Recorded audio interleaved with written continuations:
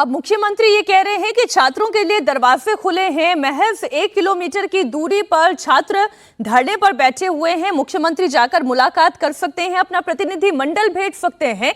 ये कौन से दरवाजे खुले हैं जहां पर छात्र और मुख्यमंत्री के बीच में बातचीत नहीं हो रही है?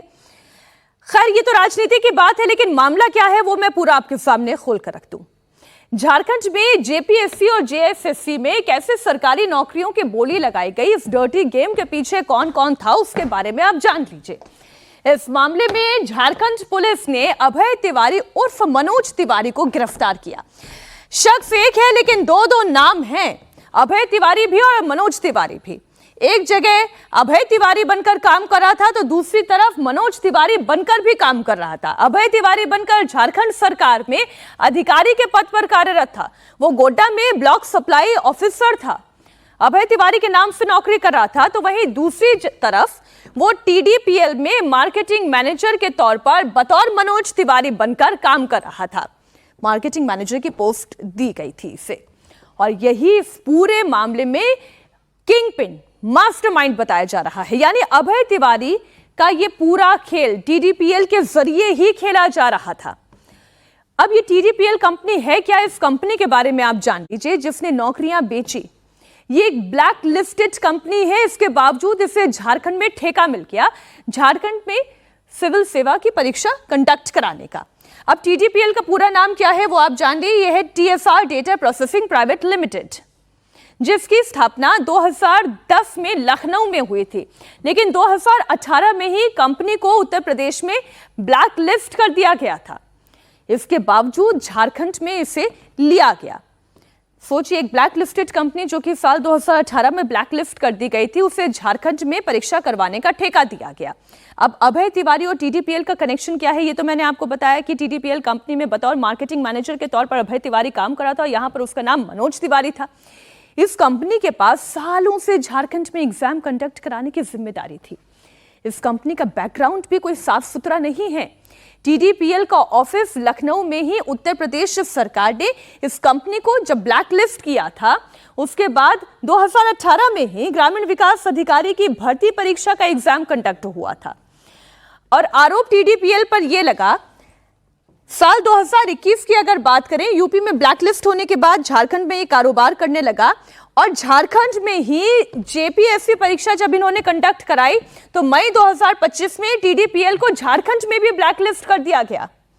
यानी 2018 में यूपी में ब्लैकलिस्ट हुआ, झारखंड में 2025 में इसे फिर से ब्लैकलिस्ट किया गया, लेकिन इसके बावजूद 1 महीने के अंदर अंदर ही इसके ऊपर से बैन हटा दिया गया। मात्र 1 महीने के अंदर मई में ब्लैकलिस्ट किया गया, जून 2025 में टीडीपीएल से बैन हटा दिया गया। अब इसी कंपनी के डायरेक्टर रामवीर और सत्यपाल को अरेस्ट किया गया। इस कंपनी पर यूपी विधानसभा स्टाफ नियुक्ति में गड़बड़ी का आरोप लगा, और इसके बाद इस कंपनी को यूपी सरकार ने ब्लैकलिस्ट करते हुए जब हटाया, तो झारखंड में इस कंपनी पर मेहरबानी क्यों की गई, इसकी अकाउंटेबिलिटी, इसकी जवाबदेही किसके पास है? अब अगला पहलू देखें। सरकारी भर्ती में एग्जाम कंडक्ट कराने का कॉन्ट्रैक्ट मिलता रहा, कई शिकायतें आई, शिकायतों को नजरअंदाज किया जाता रहा, और हेमंत सोरेन सरकार सवालों के घेरे में आती गई। 2024 में जेपीएससी के एग्जाम में बड़े पैमाने पर गड़बड़ी हुई। सबूत सामने आए तो सरकार ने मेन एग्जाम पर रोक लगा दी। पब्लिक प्रेशर में झारखंड पब्लिक सर्विस कमीशन ने मई 2025 में पहली बार टीडीपीएल पर एक्शन लिया और टीडीपीएल को ब्लैकलिस्ट किया। लेकिन हैरानी की बात तो यह है कि 1 महीने के बाद ही, जैसे मैंने आपको जानकारी दी कि जून में यह बैन हटा दिया गया, कंपनी को फिर से एग्जाम कंडक्ट कराने की जिम्मेदारी दे दी गई। और पता लगा कि इस साल फरवरी में रांची के शिकायतकर्ता ने जेपीएससी को एक शिकायत दी, जिसमें भी अभय तिवारी का जिक्र था। लेकिन जेपीएससी के उस वक्त के चेयरमैन एल खांगते ने इन शिकायतों को अनदेखा कर दिया, और अभय तिवारी को लूट की खुली छूट मिल गई। अगला चैप्टर ओपन करते हैं। अब नौकरी की डील कितने में होती थी उसे भी आप समझ लीजिए। अगर किसी को जेपीएससी यानी कि प्रीलिम्स, अगर किसी को जेपीएससी का पास करना है तो उसके लिए 5 लाख रुपए तय थे, और अगर मेंस क्वालिफाई करना है तो उसके लिए भी बजट तय था 25 लाख की ये डील थी। मेंस एग्जाम से पहले 10 लाख रुपए एडवांस में जमा करवाना अनिवार्य था, और फिर सिलेक्शन के बाद फुल पेमेंट। सिलेक्शन के बाद कैंडिडेट कहीं बदल ना जाए या मुकर ना जाए, उसके लिए भी फुल प्रूफ प्लान तैयार किया जाता था। अब ये कैसे होता था, ये बड़ा इंटरेस्टिंग है।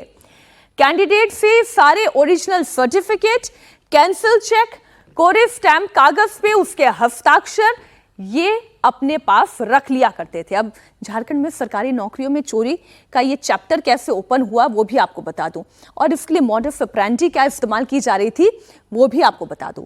अब देखिए सेटिंग कैसे होते थे। अब मॉड्यूल नंबर 1 क्या है, ये सिंडिकेट कैसे काम करता था। इसमें अभ्यर्थियों को निर्देश दिए जाते थे कि वो परीक्षा हॉल में OMR शीट खाली या आधा अधूरा छोड़कर आ जाए। अब OMR शीट क्या है वो तो आपको पता ही है। जब भी आप इस तरीके के कॉम्पिटिटिव एग्जाम में जाते हैं या आपके कोई साथी जाते होंगे, शीट होती है, उसमें क्वेश्चन लिखा हुआ रहेगा, मतलब एक तरफ क्वेश्चन पेपर होगा, उस क्वेश्चन पेपर के आधार पर आपको OMR शीट भरनी होती है। उसमें एक गोला, फिर अगले क्वेश्चन में दूसरा गोला, तीसरे क्वेश्चन में तीसरा गोला, यानी जो भी आपके ऑप्शंस होते हैं उनको आपको सिलेक्ट करना होता है।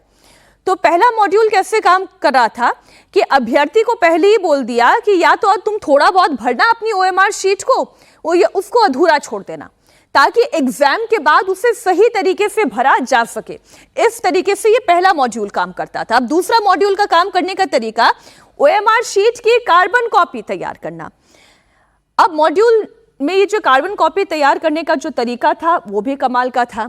अच्छा, इसमें मॉड्यूल नंबर 3 आपको बता दें, इंजन बोगी सिस्टम, यानी कि सबसे आगे एक ऐसे व्यक्ति को बैठा दिया जिसके पास पूरी जानकारी थी कि क्वेश्चन पेपर में कौन कौन से क्वेश्चन आने वाले हैं, उसका जवाब क्या होगा, वो सबसे आगे बैठ जाएगा। उसके बाद उसके पीछे बैठने वाले जितने भी अभ्यर्थी होंगे उन्हें आंसर बताने की जिम्मेदारी पहले इंजन की होगी, इंजन बोगी सिस्टम। और चौथा नंबर मॉड्यूल का यह था कि परीक्षा से पहले प्रश्न पत्र को ही रटवा दिया। होटल का कोई कमरा बुक कर लिया, वहां पर अभ्यर्थियों को बुलवा लिया, जिन जिन से आपने कैश लिया है, पैसा लिया है, उनको बैठा के आपने पूरा प्रश्न पत्र और उसके जवाब क्या आने वाले हैं उसका रट्टा करवा दिया। अब TDPL कंपनी में नौकरी के दौरान अभय तिवारी ने जो कारनामे किए हैं उनको सुनकर आप चौंक जाएंगे। 2013 के बाद 13 साल में झारखंड में सरकारी नौकरी के जितने एग्जाम हुए, सारे के सारे एग्जाम्स में अभय तिवारी पास होता गया। ज्यादातर भर्ती परीक्षाओं में उसने टॉप किया, उसे पहली या दूसरी रैंक मिली। अभय तिवारी ने एक ऐसा फॉर्मूला सेट किया कि उसके भाई और भाभी को भी नौकरी मिल गई, उसकी अपनी साली को भी गवर्नमेंट जॉब मिल गई। कोई बैकडोर से नहीं आया, बल्कि सबने एग्जाम दिए और इसी तरीके से इसी सिंडिकेट के तहत एग्जाम दिए गए। एग्जाम में पास हुए, नियुक्ति का प्रमाण पत्र हासिल हुआ। 2013 में इंडियन नेवी में SSR पोस्ट का एग्जाम, 2014 में भाभा एटॉमिक सेंटर में सहायक का एग्जाम, 2014 में नॉर्दर्न कोलफील्ड लिमिटेड का एग्जाम और 2018 में CRPF का लिखित और टाइपिंग टेस्ट का एग्जाम।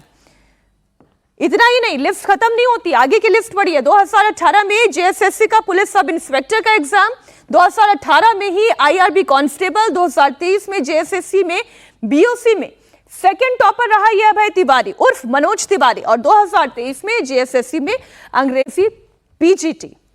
लिस्ट इतनी लंबी है 2024 तक की। आप देखें, JPSC का एग्जाम हो, चाहे JPSC में 11वीं और 13वीं, सोचिए ये सिंडिकेट कितने सालों से लगातार काम कर रहा था, और ना वहां की सरकार को, ना वहां के शिक्षा मंत्री को, जो कि खुद हेमंत सोरेन के अधिकार क्षेत्र में है, ना वहां पर JPSC कंडक्ट करवाने वाली एजेंसी को। TDPL तो खैर थी ही, एंड टू एंड पूरी तरीके से कॉन्ट्रैक्ट इसी TDPL के पास था।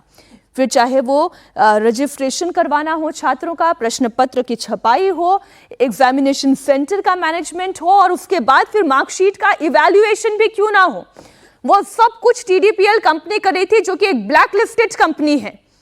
और सालों से ये गोरख धंधा चल रहा है झारखंड में। और आज जब छात्र वहां पर प्रदर्शन के लिए बैठ गए हैं तो सरकार की तरफ से एक नुमाइंदा नहीं गया इन छात्रों से बात करने के लिए। एग्जाम की फहरिस्त मैंने आपके सामने रख दी कि किस तरीके से एग्जामिनेशन सेंटर में धांधली की जा रही थी। 1 नहीं, 2 नहीं, 3 नहीं, 4 नहीं, 5 नहीं, 6 नहीं, 13 एग्जाम हुए और हर एग्जाम में ये अभय तिवारी पास होता चला गया।